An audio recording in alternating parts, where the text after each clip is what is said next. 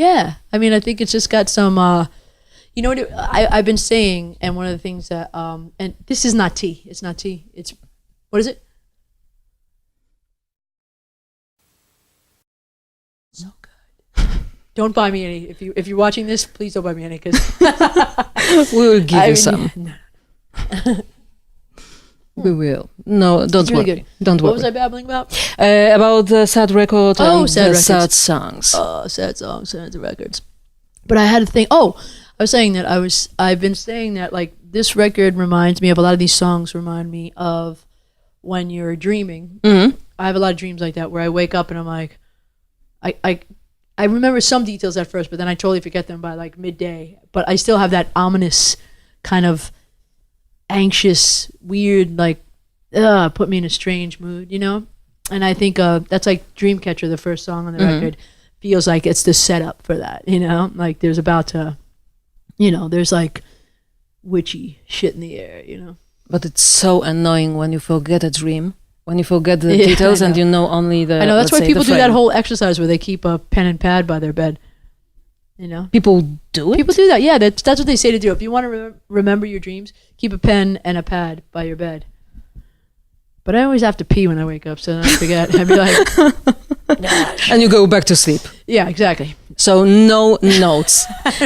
No notes. Do you keep it secret sometimes, what or who the songs are about? I guess Do you so. tell the people that you meet in everyday's life, for example, this song is about you, or is it a secret? If they ask, I kind of, you know, I'll go, I mean, yeah, maybe. Mm-hmm. It might be. Possibly. But yeah, like like this, there's a song called Special on the record. That's about my friend who was killed like right around this time 2 years ago. And yeah, that song's for him. I felt like I don't, you know, I can't force things. Like I can't force myself to write about anything, but this kind of just popped out and I knew it was him, you know. So that's, you know, that had been bothering me for a while. He was you know, such a good friend and a musician and an actor and all this stuff. And I just felt like I wanted to get a tattoo honoring him, but then I said, you know what, I'll write a song instead. And it's about him. Yeah. That's the last song on the record. Some people say that only if you live a few years, if you have got experiences in life, sometimes rough experiences, you might write something that is wise. Because without all the experiences, you're just writing about fantasies. I don't know. I think might be the case with some people. You know, like I feel like you can see through it, but there are many times when people, you know, have very little life experience. I mean, it happens many times, right? You know, insanely poignant and insightful songs. So I don't know. I don't believe that theory, but I do think that it's nice to have experiences. Yeah. Would you write a, let's say, dumb song? Would I write a dumb song? Yeah. I've written a ton of dumb songs. Yes. I don't know any of them, but well, I mean, I don't. is it a crime to write a song that doesn't necessarily bring something like deep lyrics or so on, but it's just fun for people? Yeah, I mean, I like songs like that. I wouldn't shy away from a song like that. I mean, I think, God, you know, I'm trying to think of a dumb song. I don't want to insult anybody because they might not think that's. So let's call it a guilty like, pleasure. That's about my mom who passed away, and it's not dumb. I don't know. I don't. Let's think about what. Guilty pleasure, for example. A guilty pleasure. Yeah. It's something you similar. know, like a guilty pleasure. Like Justin Bieber's song "Baby" back in the day. I was like, yeah, and I was like, oh, yeah. I mean, stuff like that. You never know. It's sweet. I love the tone of his voice then. I like it now, but that song was so cute. He threatens to retire. Oh, but what about the retirement thing? What about that song back in the day, that bop diddy bop? Hanson. Yeah. They are back. Yeah. Yeah. That's a great song.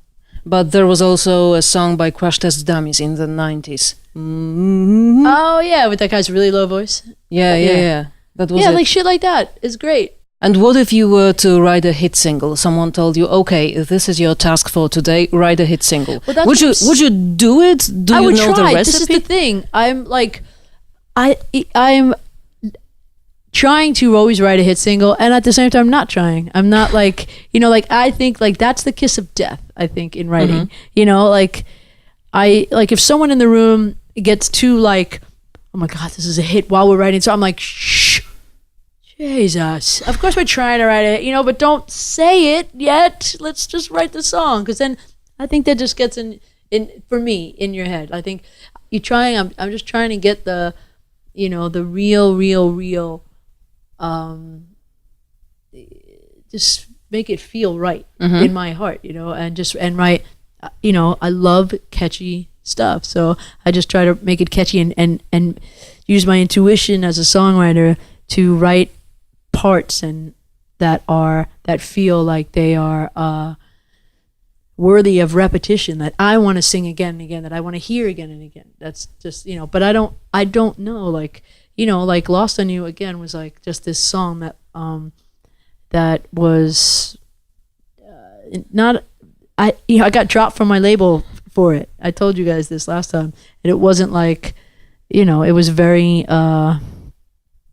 I had no idea. Like, there were people that interviewed me that they're like, you must have known when you wrote it. I was like, no, I didn't. I mean, I knew it was good, but I didn't know it was going to be like a song that changed my life. I had no idea.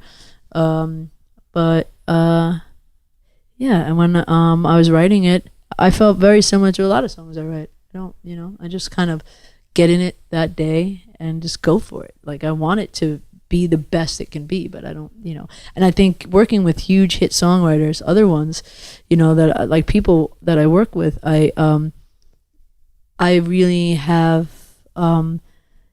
seen like the songs that they write that don't go anywhere, like there's like people that have written the biggest hits you've ever heard, and then they have hundreds of songs that no one's ever heard, because that's just how songwriting is. You're not just, I mean, some people, can churn them out, sure, I'm sure, but even they write songs that aren't, big. So I think, I don't think that in my head. I just kind of write, to write. It's art to me.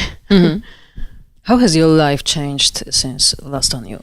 Well, just, I mean, the touring has been nonstop, I mean, and just like, I just got, I never feel like in a show, like people sing the lyrics to almost every song, it feels very like, they're like, the records and like me as in general. But, Lost on You introduced me to a lot of people that I never would have met, so that was, it's life-changing to connect with a bunch of new people, and very humbling and awesome, and I wasn't even like, I just didn't even have the timing of it was like, I just didn't have the, what do they call that? Oh my gosh, I'm spacing on the word, but I just didn't have the visibility before, and so it's just like that song kind of broke things through, It's nice.